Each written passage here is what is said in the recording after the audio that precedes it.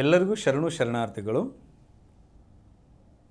ಪ್ರಥಮಂತು ಬಸವಣ್ಣ, ದ್ವಿತೀಯಂತು ಲಿಂಗವು, ತೃತೀಯಂತು ತತ್ವಬ್ರಹ್ಮಾಂಡವೆಲ್ಲ, ಅಕಳಂಕ ಜಗದುಡಿಯ ಚಿದಾನಂದ ಬಸವಂಗೆ ಶರಣೆಂದು ಬಕುತನಾದನ ಕಾನ ಯೋಗಿನಾಥ.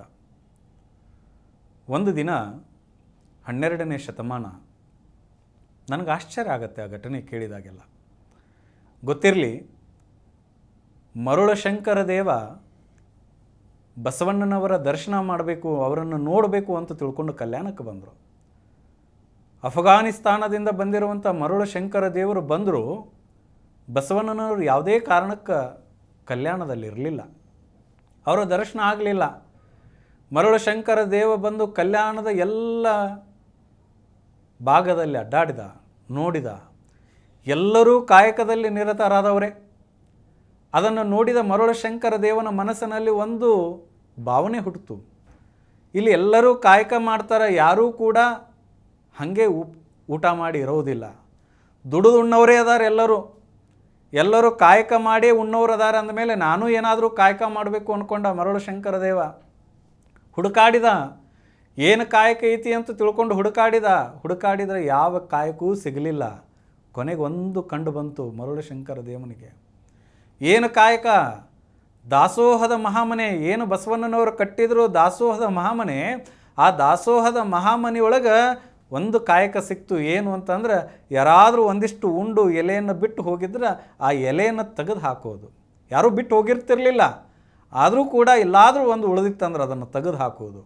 ಅಲ್ಲಿಂದಿಷ್ಟು ಅನ್ನ ಪ್ರಸಾದ ಬಿದ್ದಿತ್ತು ಅಂದರೆ ಅದನ್ನು ತೆಗೆದು ಹಾಕಿ ಸ್ವಚ್ಛವನ್ನು ಮಾಡೋದು. ಈ ಕಾಯಕ ಆಯ್ಕೆ ಮಾಡಿಕೊಂಡು ಮರುಳಶಂಕರ ದೇವ ಬಂದರು. ಪ್ರತಿಯೊಂದು ಏನು ಪ್ರಸಾದದ ವ್ಯವಸ್ಥೆ ನಡೀತಿತ್ತು, ಆ ಪ್ರಸಾದದ ವ್ಯವಸ್ಥೆ ಮುಗಿದ ಮೇಲೆ ಯಾರಾದರೂ ಅಣ್ಣವ ಪ್ರಸಾದವನ್ನು ಚೆಲ್ಲಿ ಹೋಗಿದ್ರೆ ಅದನ್ನು ತೆಗೆಯೋ ಕಾಯಕ, ಅಲ್ಲಿ ಒಂದಿಷ್ಟು ಪತ್ರೋಳಿ ತೆಗೆಯೋ ಕಾಯಕ, ಎಲೆಯನ್ನು ತೆಗೆಯೋ ಕಾಯಕ, ತಟ್ಟೆಯನ್ನು ತೆಗೆಯೋ ಕಾಯಕ ಮಾಡ್ತಾಯಿದ್ರು. ಇದನ್ನು ಕಾಯಕ ಮಾಡ್ತಿದ್ರಲ್ಲ, ಯಾರಿಗೂ ಕಾಣದಿದ್ದಂಗೆ ಮಾಡ್ತಿದ್ದ ಮರುಳಶಂಕರ ದೇವ.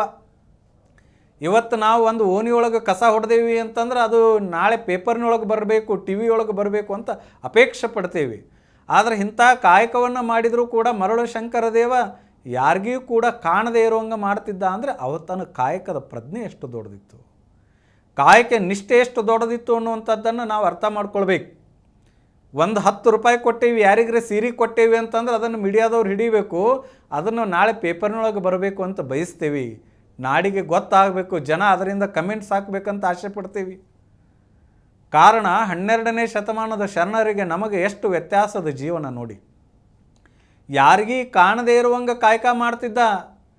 ಗುರು ಮಠದಾಗ ಅದಾರ ಅಂತಂದ್ರೆ ಗುರುಗಳ ಮುಂದೆ ಕಸ ಹೊಡಿಯುವಂಥ ಹುಡುಗರು ಹುಟ್ಟ್ಯಾರ. ಅವ್ರು ನೋಡ್ಬೇಕದನ್ನು, ಇವ ಕಾಯಕ ಮಾಡ್ತಾನೆ, ಸೇವಾ ಮಾಡ್ತಾನೆ. ಅವ್ರಿಗೆ ಕಣ್ಣಿಗೆ ಕಾಣದೇ ಇರುವಂಗೆ ಸೇವಾ ಮಾಡುವಂಥ ಮಕ್ಕಳಿಲ್ಲ, ನಾಯಕರಿಲ್ಲ. ಗೊತ್ತಿರಲಿ, ಮರುಳಶಂಕರ ದೇವ ಪತ್ರೋಳಿ ಎಲೆ ತೆಗೆದ, ಉಂಡಿರೋ ಎಲೆಯನ್ನು ತೆಗೆದ, ಯಾರಿಗೇ ಕಾಣ್ತಿರ್ಲಿಲ್ಲ.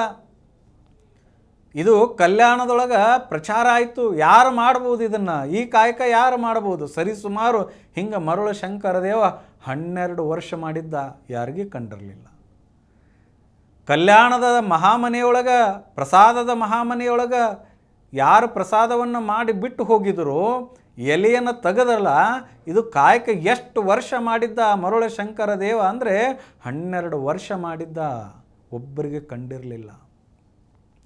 ಇದನ್ನು ನೋಡಲೇಬೇಕು ಅಂತ ತಿಳ್ಕೊಂಡು ಒಂದು ದಿನ ಬಸವಣ್ಣನವರು, ಅಲ್ಲಮಪ್ರಭುದೇವರು, ಸಿದ್ದರಾಮರು 3 ಜನ ಯಾರು ಕಾಯಕ ಮಾಡ್ತಾರೆ ನೋಡೋಣ ಅಂತ ತಿಳ್ಕೊಂಡು ಹೋದ.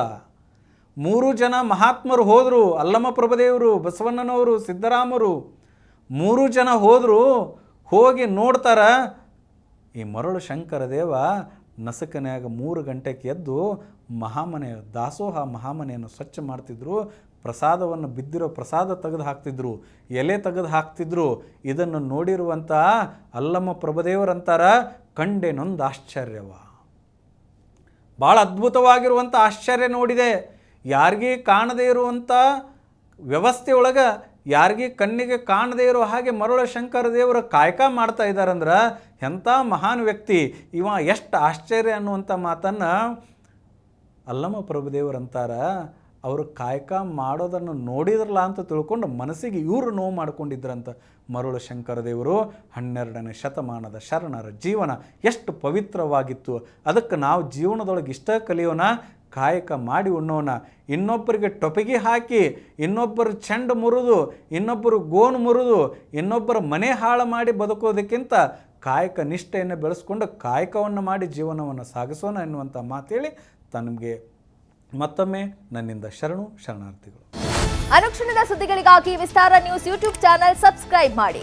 ಹೊಸ ಸುದ್ದಿಗಳ ನೋಟಿಫಿಕೇಶನ್ಗಾಗಿ ಬೆಲ್ ಐಕಾನ್ ಕ್ಲಿಕ್ ಮಾಡಿ. ಲೇಟೆಸ್ಟ್ ಅಪ್ಡೇಟ್ಸ್ಗಾಗಿ www.vistaranews.com ವೆಬ್ಸೈಟ್ಗೆ ವಿಸಿಟ್ ಮಾಡಿ. ಅಂಗೈಯಲ್ಲೇ ಜಗತ್ತಿನ ಸುದ್ದಿ ತಿಳಿಯಲು ವಿಸ್ತಾರ ನ್ಯೂಸ್ ಕನ್ನಡ ಆಪ್ ಡೌನ್ಲೋಡ್ ಮಾಡಿ.